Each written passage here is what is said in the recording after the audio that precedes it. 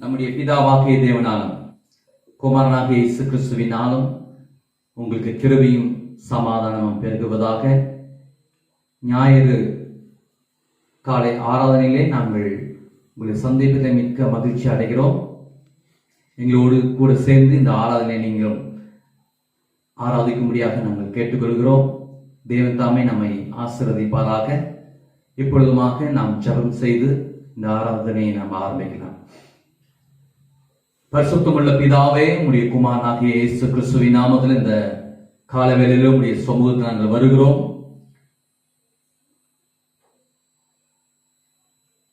பக்தன் சொன்னவனமாக நான் ஆவியோடும் உண்மையோடும் பரிசுத்த அலங்காரத்தோடும் நான் உம்மை ஆராதிப்பேன் என்று சொன்னது போல இந்த காலவேளையில் நாங்கள் பரிசுத்த உள்ளத்தோடு நாங்கள் உம்மை ஆராதிக்க எங்களுக்கு கிருபை அளிப்பீராக. ஆவியானவரே, எங்களை உம்முடைய பிரசன்னத்தால் நிரப்ப எங்களை வழிநடத்தும். ஆரம்பம் முதல் முடிவு வரை உம்முடைய கிருபை எங்களை சூழ்ந்து கொள்வதாக என்று சொல்லி நாங்கள் வேண்டுகிறோம். இந்த நிகழ்ச்சியை பார்த்துக் கொண்டிருக்கிற ஒவ்வொரு பிள்ளையும் தெய்வ ஆசீர்வாதம் பெற்று உம்முடைய நாமத்தை மகிமைப்படுத்த நீர் உதவி செய்யும். மீட்பர் இயேசு கிறிஸ்துவின் நாமத்தில் கேட்கிறோம் பிதாவே, ஆமென். இந்த ஆராதனைக்கு ஆரம்பமாக ஒரு மலையாள பாடலை நாம் பாடலாம். எங்களோடு சேர்ந்து இணைந்து நீங்கள் பாடும்படியாக நான் கேட்டுக்கொள்கிறேன். அந்தியகால அபிஷேகம் சகல ஜனத்தின் மேலும் கொய்த்து கால சமயமலோ ஆத்மாவில் நீரக்கெனவே. அந்தியகால அபிஷேகம் சகல ஜனத்தின் மேலும் கொய்த்து கால சமயமலோ ஆத்மாவில் நீரக்கெனவே. தீ போல இறங்கணுமே, அக்னிநாவால் பதியணுமே, கொடுங்காற்றால் வீசணுமே, அக்னிநதியாய் இறங்கணுமே.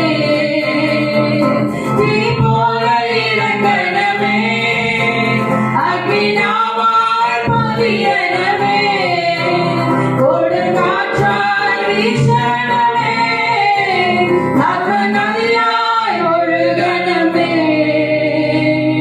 அஸ்தியோடு தாழ்வரையில் ஒரு சைன்யத்தை நான் காணணும். அதிகாரம் பகரணுமே, இனி ஆத்மாவில்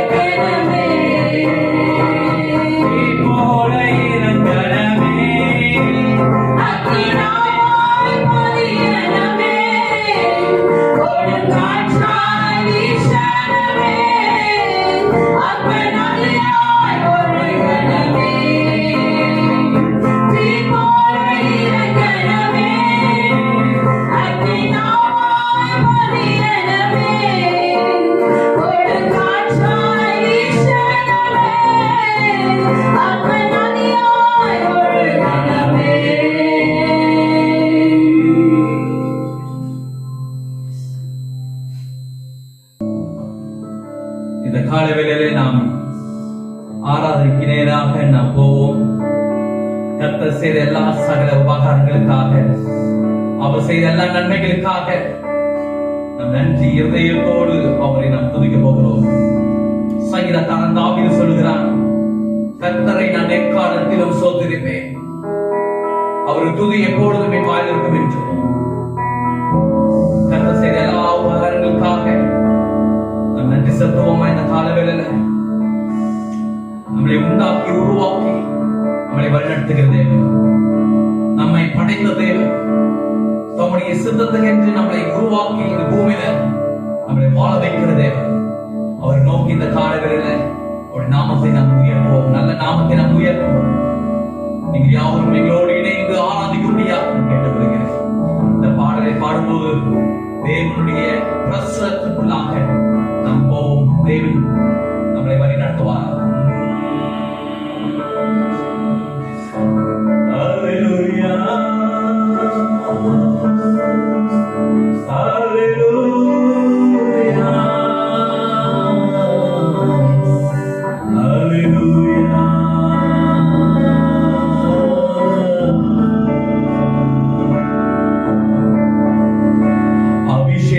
அபிஷேகநாதனுக்கு ஆனந்த சொருபனுக்கு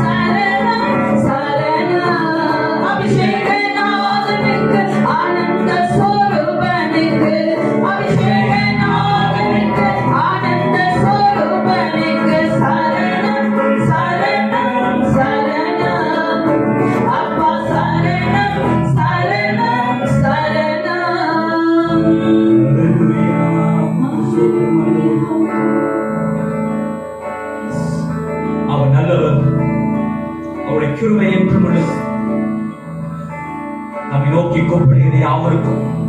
அவர் வந்து நம்மளை ஆசீர்வதிக்கிறதே இந்த காலவேளையில் நம்மளை உருவாக்கி நம்மளை உண்டாக்கி இந்த பூமியிலே வாழ வைக்கிறதே.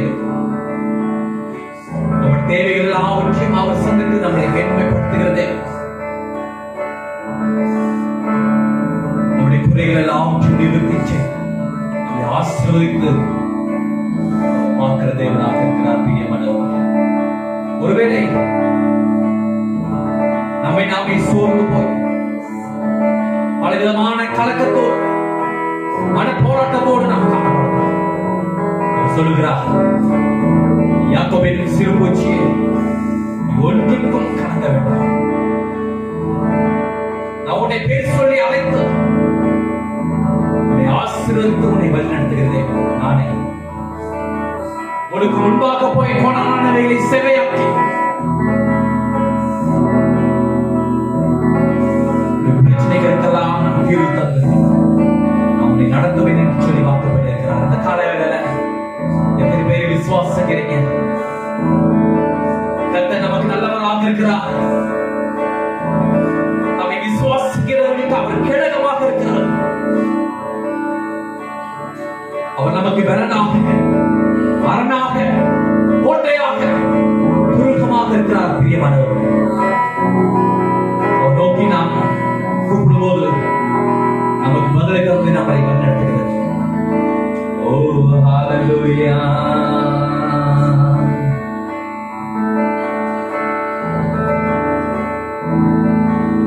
உன்னை உண்டாக்கினவர்,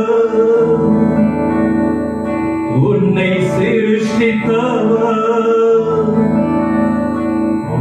முன்னே நடந்து செல்கிறார். தீங்கு உன்னை ஒன்றும் செய்யாதே, தீங்கு உன்னை ஒன்றும் செய்யாதே.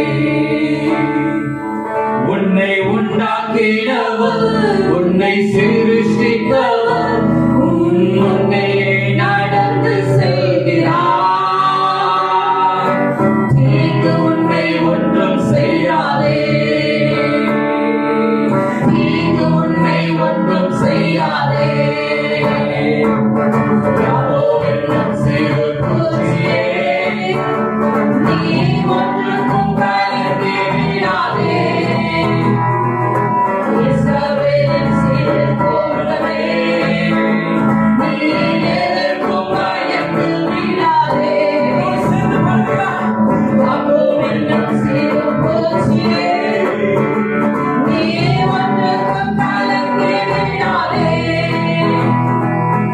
இஸ்ரவேலின் சிறு கூட்டமே, நீ எதற்கும் பயந்து விடாதே. உன்னை உண்டாக்கியோர், உன்னை சிருஷ்டித்தவர், உன்னை நடந்து செல்கிறார். உன்னை உண்டாக்கினவர், உன்னை சிருஷ்டித்தவர், உன்னை நடந்து செல்கிறார்.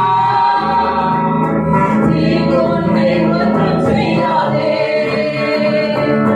தீங்கு உன்னை ஒன்றும் செய்யாதே. அழைத்தவர் கைவிடுவாரோ? இல்லை, இல்லை, இல்லை. தெரிந்தவர் விட்டு விடுவாரோ? இல்லை, இல்லை. அழைத்தவர் கைவிடுவாரோ? இல்லை, இல்லை, இல்லை. தெரிந்தவர் விட்டு விடுவாரோ? இல்லை, இல்லை. பேர் சொல்லி அழைத்த தேவன், பேர் சொல்லி அழைத்த தேவன், உன்னை மகிமைப்படுத்திடுவார். உன்னை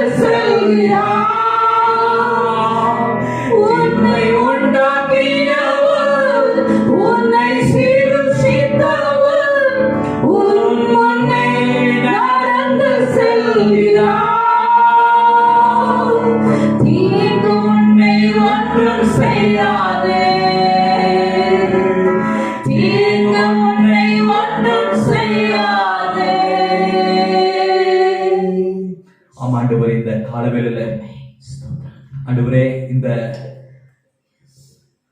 நிகழ்ச்சியை பார்த்து கொண்டிருக்க ஒவ்வொரு பிள்ளைகளுக்கு நேராக உங்களுடைய கிருபை நீர் அனுப்பும்படியாக நாங்கள் வேண்டுகிறோம் சுவாமி. அவருடைய வாழ்க்கையில எப்படிப்பட்ட ஒரு சூழ்நிலைக்குள்ளாக அவர்கள் இருந்தாலும், எப்படிப்பட்ட ஒரு கலக்கங்கள் நிறைந்த வாழ்க்கை அவர்களுக்கு இருந்தாலும் ஆண்டவரே, இந்த காலவேளையிலே சுகமாக்கி அவர்களை திடப்படுத்தி அவர்களை வழி நடத்தும்படியாக நாங்கள் வேண்டுகிறோம் சுவாமி. சரீரத்தில் பலவீனங்கள், வியாதிகள், பலவிதமான போராட்டங்கள், பிரச்சனைகளுக்குள்ளாக அவர்கள் தள்ளப்பட்டு இருதயத்தின் காயத்தோடு, நொறுகின இருதயத்தோடு அவர்கள் காணப்பட்டாலும் கர்த்தர் இந்த காலவேளையிலே அவர்களை சுகப்படுத்தி அவரை ஆசீர்வதித்து உடைய வசனத்தை தந்து நீர் அவர்களை வழி நடத்தும்படியாக நாங்கள் வேண்டுகிறோம் சுவாமி. அதுவே நீர் அபாசை போவதற்காக உமக்கு நன்றி. எங்களை தாழ்த்துகிறோம். உடைய நாமம் மகிமைப்படட்டும். இயேசு கிறிஸ்துவின் நாமத்தில் கேட்கிறோம் பிதாவே, ஆமென், ஆமென். கர்த்தராகிய இயேசு கிறிஸ்துவின் இனியற்ற நாமத்தில் மீண்டுமாக உங்களை அனைவரையும் நான் வாழ்த்துகிறேன். இப்பொழுது தேவனுடைய வார்த்தைக்கு போவதற்கு முன்பாக ஒரு சில குறிப்புகளை நான் சொல்ல நான் வாஞ்சிக்கிறேன்.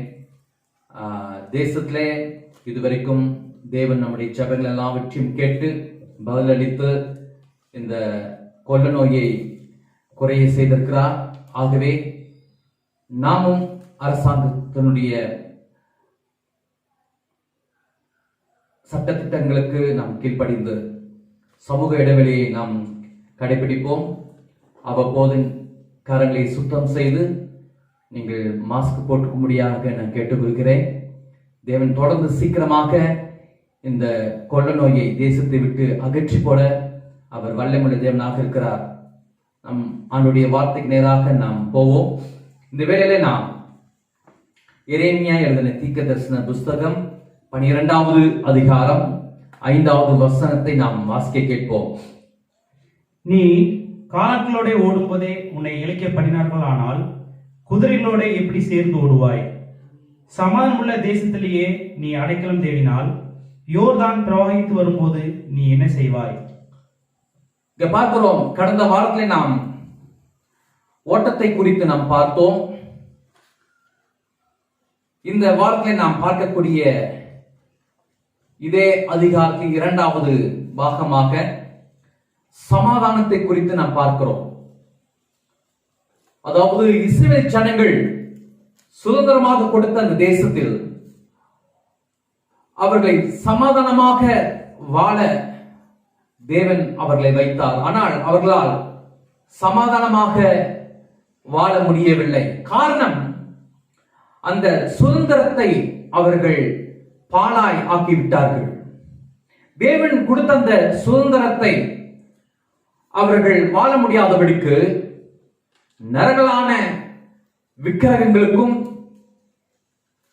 தேவனுடைய வார்த்தைகளுக்கு அவர்கள் செவி சாய்க்காத பட்சத்திலே தேவன் அவர்களை சத்துருவின் கைகளுக்கு ஒப்பு கொடுத்தார் என்பதை நாம் பார்க்கிறோம்.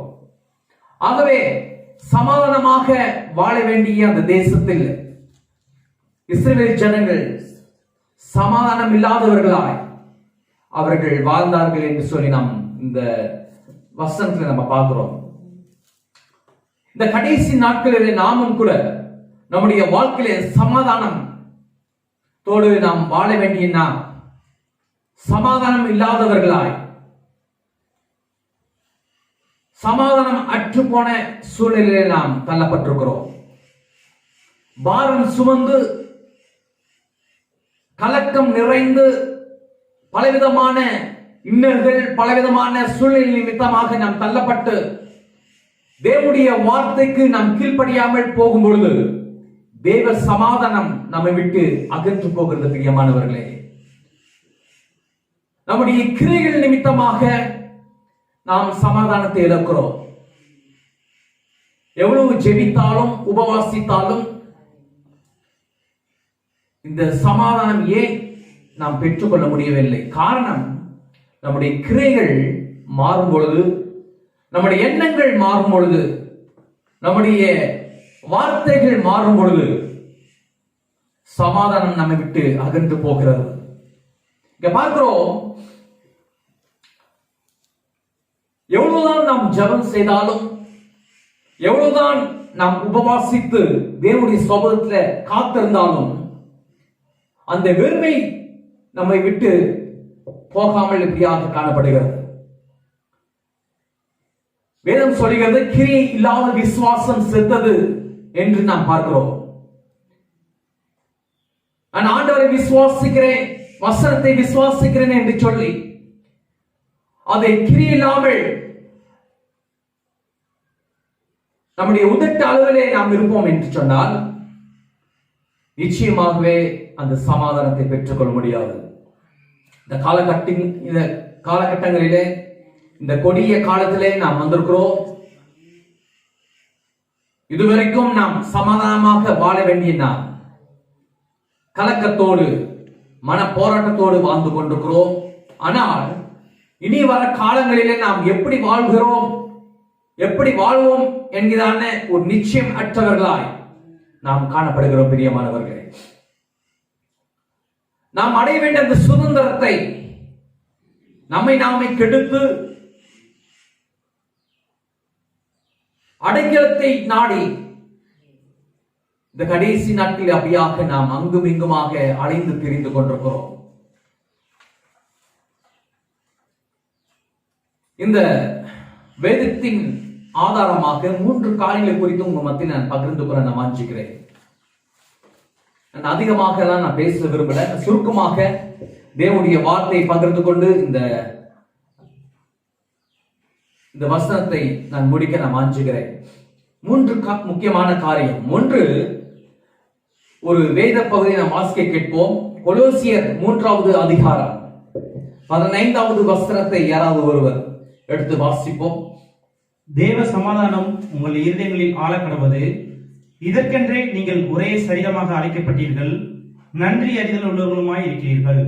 இங்க பார்க்கும்போது ஆத்துமாவிலே சமாதானம், ஆத்துமாவிலே சமாதானம் இருக்க வேண்டும் என்றால்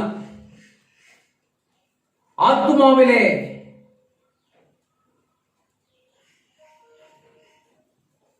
ஒரு திருப்தி, ஆத்துமாவிலே ஒரு சுகம், ஆத்துமாவிலே ஒரு செழிப்பு உண்டாக வேண்டும் என்றால் முதலாவது நாம் செய்ய வேண்டிய காரியம் நம்முடைய எண்ணங்கள், நம்முடைய சிந்தனைகளை மாற்றப்பட வேண்டும். அநீதி நிறைந்த இந்த உலகத்தில் நம்முடைய எண்ணங்கள், நம்முடைய சிந்தனைகள் எப்படிப்பட்டதாக இருக்குது என்று சொல்லி நாம் சிந்தித்து பார்க்க வேண்டியவர்களாக இருக்கும். பிரியமானவர்களே, உதாரணத்துக்கு மற்றவர்களுடைய உயர்வை நாம் என்னுடைய உயர்வாக நான் கருதுகிறேனா? மற்றவர்களுடைய உயர்வை, அதாவது மற்றவர்கள் உயர்ந்திருக்கும் பொழுது, மற்றவர்கள் ஆசீர்வதிக்கப்பட்டிருக்கும் பொழுது நான் அதில் சந்தோஷப்படுகிறேனா என்று சொல்லி நாம் நினைத்து பார்த்தால் அது இல்லவே இல்லை. மற்றவருடைய உயர்வுக்கு பதிலாக நாம் பொறாமையும் வஞ்சனைகளை கொண்டு அவர்களை எப்படியாவது தாழ்த்தி விட வேண்டும் என்று சொல்லி நாம் முயற்சிக்கிறோம். அடுத்ததாக மற்றவர்கள் நல்ல நிலையிலே இருக்க வேண்டும் என்று சொல்லி நாம் நினைக்காமல் மற்றவர்களுக்கு நாம் தீங்கை செய்ய நாம் நினைக்கும் பொழுது பொறாமையும் வஞ்சகமும் கசப்பும் வைராக்கியமும் பலவிதமான தீய எண்ணங்கள், தீய சிந்தனைகள் நம்முடைய இருதயத்திலே நாம் நினைக்கும் பொழுது சாத்தான் அந்த சூழ்நிலையை பயன்படுத்தி கொண்டு தீய எண்ணங்களையும் தீய சிந்தனைகளையும் கொண்டு வந்து போட்டு கர்த்தருக்கும் நமக்கும் இருக்கிறதான அந்த உறவிலே துண்டிக்கை செய்து தேவனுடைய வசனத்துக்கு புறம்பாக, தேவனுடைய வார்த்தைக்கு புறம்பாக நம்மளை கொண்டு போய் அந்த பாலான இடங்களிலே நம்மளை வைக்கிறார். இது நிமித்தமாக ஆத்மாவே சமாதானம் அற்றவர்களாய் நாம் காணப்படுகிறோம். நீதிமொழிகள் 23வது அதிகாரம் 7வது வசனத்தை நாம் எடுத்து வாசிப்போம். நீதிமொழிகள் 23:7. அவன் இருதயத்தின் நினைவு எப்படியோ அப்படியே அவன் இருக்கிறான். புசியும் பானம் பண்ணும் என்று அவன் உன்னோடே சொன்னாலும் அவன் இருதயம் உன்னோடே இராது. நம்முடைய எண்ணங்கள், நம்முடைய சிந்தனைகள் சுத்தமாக இருந்தால் நம்முடைய வாழ்க்கையும் அவனமாக இருக்கும். கெட்ட சிந்தனைகள், கெட்ட எண்ணங்கள் கொண்டு மற்றவர்களுக்கு நாம் தீங்கு நினைக்கும் பொழுது நம்முடைய வாழ்க்கையும் அப்படியாக இருக்கும் என்பதை நாம் அறிந்து கொண்டோம் பிரியமானவர்களே. அடுத்தபடியாக மீண்டுமாக கொலோசியர் 3வது அதிகாரம் 17வது வசனத்தை நாம் எடுத்து வாசிப்போம். கொலோசியர் 3வது அதிகாரம் 17வது வசனம். வார்த்தையினாலாவது கிரியினாலாவது நீங்கள் எதை செய்தாலும் அதையெல்லாம் கர்த்தராகிய இயேசுவின் நாமத்தினாலே செய்து அவர் முன்னிலையாக பிதாவாகிய தேவனை சோதரியுங்கள். நீங்கள் வார்த்தையினாலாவது எது செய்தாலும் தேவனுடைய மகிமைக்கென்று நீங்கள் செய்ய வேண்டும் என்று சொல்லி நாம் வேதத்தில் பார்க்கிறோம். அதாவது சீர்கேடான, அதாவது அப்போஸ்தலனாகிய பவுல் தீமோத்தேயுவுக்கு அவர் ஒரு கடிதத்தை எழுதும்போது அவர் சொல்கிறார், சீர்கேடான பேச்சு, கட்டுக்கதைகள் உன்னை விட்டு விலகி இருப்பதாக என்று சொல்லி நாம் பார்க்கிறோம். அதாவது சீர்கேடான பேச்சு, ஒழுங்கற்ற பேச்சு, நம்முடைய வார்த்தைகள் சுருக்கமாக இருக்க வேண்டும் என்று சொல்லி ஆண்டவர் விரும்புகிறார். தேவையில்லாத வார்த்தைகள் நாம் உச்சரிக்கும் போது நம்முடைய ஆவியிலே அந்த சமாதானத்தை இழந்தவர்களாக நாம் காணப்படுகிறோம். உதாரணத்துக்கு நாம் பார்ப்போம் என்று சொன்னால், என்னுடைய குடும்பத்தை குறித்து நான் பெருமையாக பேசுவது, என்னுடைய குலத்தை குறித்து நான் பெருமையாக பேசுவது, என்னுடைய சொந்த பந்தங்களை குறித்து நான் பெருமையாக பேசுவது, என்னுடைய வேலைகள், என்னுடைய உயர்வு, என்னுடைய சம்பத்து, என்னுடைய ஆசீர்வாதத்தை குறித்து பெருமையாக பேசுவது. அடுத்ததாக குடும்பங்களிலே மற்றவர்களை குறித்ததான காரியங்களை நாம் குறைகளை பேசி, நம்முடைய குடும்பங்கள், நம்முடைய பிள்ளைகளை குறித்து நம்முடைய வாயில் வரக்கூடிய அந்த சாபமான வார்த்தைகள், மற்றவர்களை குறித்து நாம் சபிக்கிற வார்த்தைகள், நம்முடைய பிள்ளைகளை அடிக்கடி நாம் சபிக்கிறோம், நம்முடைய குடும்பங்களை சபிக்கிறோம், தேவையில்லாத வார்த்தைகள் கொண்டு அவர்களை பேசுகிறோம். இது நிமித்தமாக நம்முடைய ஆவி சமாதானம் இழந்தவர்களாய், நம்முடைய ஆவிலே கலக்கம் நிறைந்து, இதுக்கு ஒரு காரணம் இல்லாதபடினாலே நம்முடைய வாழ்க்கையில் இப்படிப்பட்ட ஒரு சோதனைக்குள்ளாக நாம் தள்ளப்படுகிறோம். மேலும் நம்முடைய ஆவி சமாதானம் அற்று போவதற்கு காரணம் கோல் சொல்லுவது நிமித்தமாக நம்முடைய ஆவி சமாதானம் அற்று போகிறதாக இருக்கிறது. ஒரு வசனம் இப்படியாக நாம் பார்ப்போம். நீதிமொழிகள் 16வது அதிகாரம் 28வது வசனத்தை நாம் வாசிப்போமா?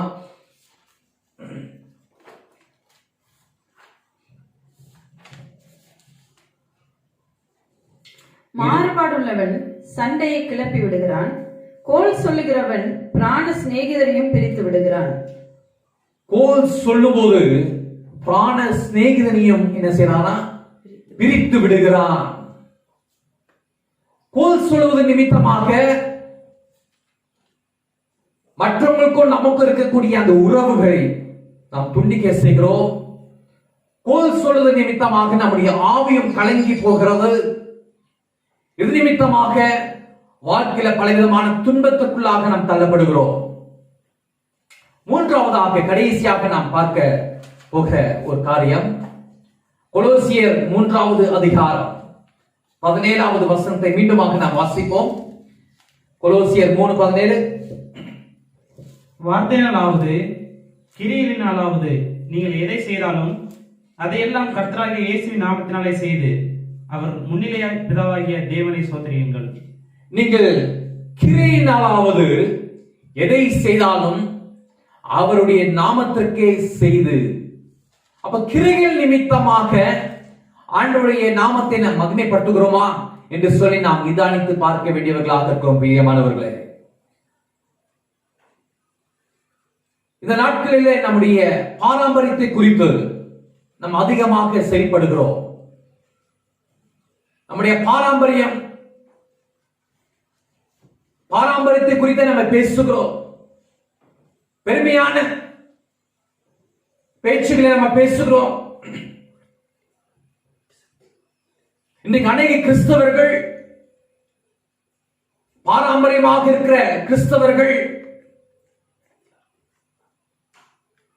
விசுவாச தேவனுக்கு என்று பயன்படுத்தக்கூடியவர்கள், விசுவாசிகள் என்று சொல்லக்கூடிய அவருடைய வாழ்க்கையில பாரம்பரியத்தை அனுசரித்து நாள் பார்ப்பதும், ஜாதகம் பார்ப்பதும், நேரம் பார்ப்பதிலே அவர்கள் ஓய்வதில்லை. பிரியமானவர்களே, நம்முடைய செயல்கள், நம்முடைய கிரைகள் மாறாத பட்சத்திலே நமக்கு சமாதானமும் சந்தோஷமும் வருவது கிடையாது. அடுத்தபடியாக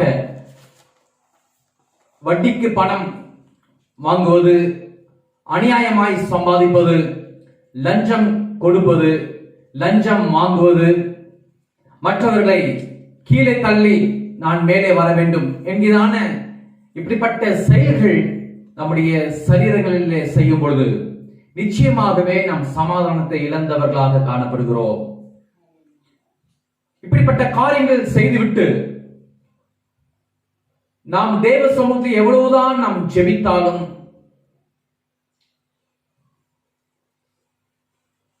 நாம் எவ்வளவுதான் நாம் உபவாசித்து தேவனுடைய சமூகத்திலே நாம் இருந்தாலும் நம்முடைய கிரைகள் மாறவிட்டால் நிச்சயமாகவே சமாதானத்தை நாம் பெற்றுக்கொள்ள முடியாது.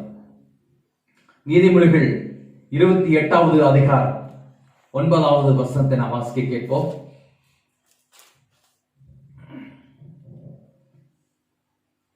வேதத்தை கேளாதபடி தன் செவியை விளக்குகிறவனுடைய ஜெபமும் அருவருப்பானது. வேதத்தை நேசியாதபடிக்கு, வேதத்தை நாம் மறந்து நாம் ஏறெடுக்கிறான ஜெபம் அவருடைய பார்வைக்கு அருவருப்பானதாக இருக்குதான். அன்பானவர்களே, நாம் ஜெபிக்கிறது மாத்திரமல்லாமல் தேவனுடைய வார்த்தைக்கு நாம் செவி கொடுத்து அவருடைய வார்த்தையின்படி நாம் கிரையிலே நான் நடப்போம் என்று சொன்னால் நிச்சயமாகவே இந்த பூமியில நாம் சமாதானத்தோடு வாழ முடியும். நம்முடைய ஆவி, ஆத்மா, சரீரம் எப்பொழுது புதிதாக மாறுகிறதோ அப்பொழுதுதான் அவருடைய சமாதானத்தையும் ஆசீர்வாதங்களையும் நாம் பெற்று வாழ முடியும். வேதத்தின் அடிப்படையில நாம் பார்ப்போம் என்று சொன்னால் நம்முடைய ஆத்மா, நம்முடைய ஆவி, நம்முடைய சரீரம் புதிதாக்கப்படுகிறதுனாலே தேவ ஆசீர்வாதத்தை நாம் பெறுகிறோம். கடைசியாக ஒரே ஒரு வசனத்தை நாம் வாசித்து நாம் முடிப்போம். பிலிப்பியர் 4வது அதிகாரம் 7வது வசனத்தை நாம் வாசித்து நாம் முடிக்கலாம். அப்பொழுது எல்லா புத்திக்கும் மேலான தேவ சமாதானம், மேலான தேவ சமாதானம் உங்கள் இருதயங்களையும் உங்கள் சிந்தைகளையும் கிறிஸ்து இயேசுக்குள்ளாக காத்துக்கொள்ளும். எல்லா புத்திக்கும் மேலான தேவ சமாதானம் நம்முடைய ஆவி, நம்முடைய ஆத்மா, நம்முடைய சரீரத்திலே அது உண்டாகும் என்பதிலே எந்த ஒரு மாறுதலும் இல்லை. அவை தேவனுடைய வார்த்தையில் நாம் வாசிப்பது மாத்திரமல்லாமல் அதை நம்முடைய கிரைகளை நாம் கொண்டு வரும் பொழுது நம்முடைய எண்ணங்கள், நம்முடைய சிந்தனைகள், நம்முடைய வார்த்தைகள், நம்முடைய கிரைகள் எல்லாம் தேவனுடைய வார்த்தையின் அடிப்படையில நாம் இருக்கும் பொழுது இந்த பூமியில ஒரு மிகுந்த ஒரு சமாதானத்தோடு வாழ முடியும். இந்த காலகட்டங்களிலே சபையானது என்ன செய்து கொண்டிருக்கிறதை நாம் நினைத்து பார்க்க வேண்டியவர்களாக இருக்கிறோம். கொடிய காலம் நெருங்கி கொண்டிருக்கிறது. கொடிய காலத்தில் நாம் வந்திருக்கிறோம்.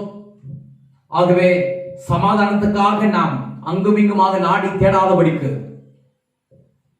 வேதத்தின் அடிப்படையிலே நாம் நம்முடைய கிரைகள், நம்முடைய எண்ணங்கள், நம்முடைய வார்த்தைகள் எல்லாம் அமையும் பொழுது தேவன் நிச்சயமாகவே நம்மை ஆசீர்வதித்து நம்மை வழிநடத்துகிறது.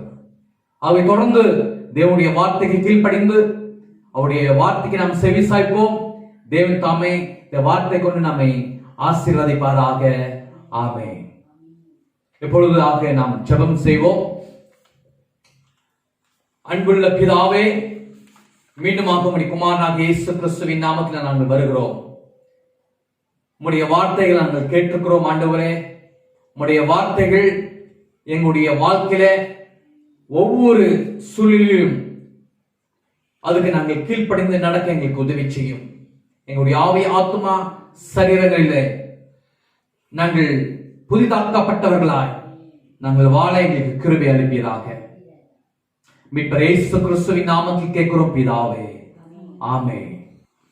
என் ஆத்துமாவே கர்த்தரை ஸ்தோத்திரி, என் முழுவதுமே அவருடைய பரிசுத்த நாமத்தை ஸ்தோத்திரி. என் ஆத்துமாவே கர்த்தரை ஸ்தோத்திரி, கர்த்தர் செய்த சகல உபகாரங்களையும் மறவாதே. ஆமென். ஆசீர்வாதம் நம்முடைய கர்த்தராகிய இயேசு கிறிஸ்துவின் கிருபையும் பிதாவாகிய தேவனுடைய அன்பும் பரிசுத்த ஆவியினுடைய அந்யோன்ய ஐக்கியமும் சிநேகமும் ஆசீர்வாதம் சமாதானமும் இன்றைக்கும் என்றைக்கும் சதா காலத்துக்கும் நம் அனைவரோடு கூட தங்கியிருப்பதாக. ஆமென். ஆமென். எஃப்ஜிசி மினிஸ்ட்ரி நேயர்களுக்கு அன்பான வேண்டுகோள். இன்றைய நாளுக்கான வசனங்களை நீங்கள் தியானம் செய்ய விரும்பினால் டிஸ்கிரிப்ஷனில் நாங்கள் பதிவிட்டிருக்கிறோம்.